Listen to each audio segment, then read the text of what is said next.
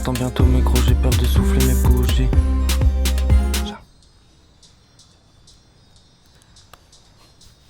Je pense simplement qu'on a essayé de faire un film sur un jeune garçon aujourd'hui. C'est vraiment une idée, alors je ne sais pas qui l'a eue, j'ai l'impression qu'on l'a eue ensemble. Elle est née de Tobias et de l'observation de Tobias qui nous a un peu bousculés avec cette chose ce désir d'être quelqu'un d'autre et en l'occurrence d'être noir. C'est un adolescent révolté qui supportait pas l'injustice. C'est comme si sa révolte manquait de légitimité, comme s'il n'avait pas le droit d'être en colère parce qu'il était blanc, qu'il vivait dans une banlieue un peu campagne. Donc il y avait ce fantasme comme ça d'être noir. C'est pas trop triste de renoncer à ses rêves? Et toi, c'est quoi ton rêve?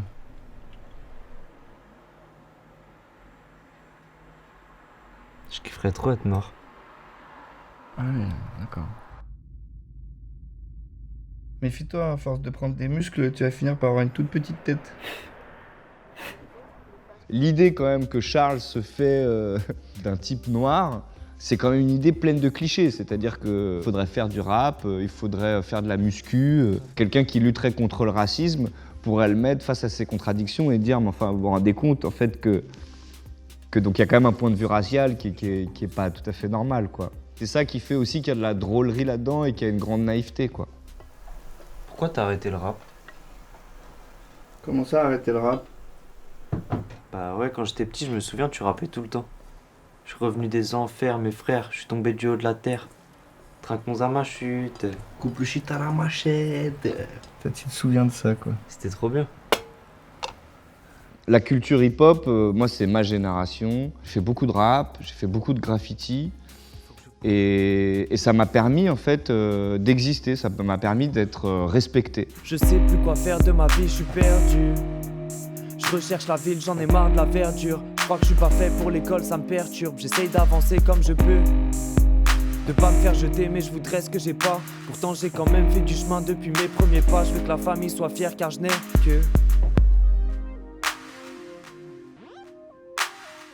C'était étonnant de voir à quel point il y avait une sorte d'enthousiasme autour de Tobias et de son personnage, mais comme si les deux étaient un peu mêlés, c'était pas juste le personnage.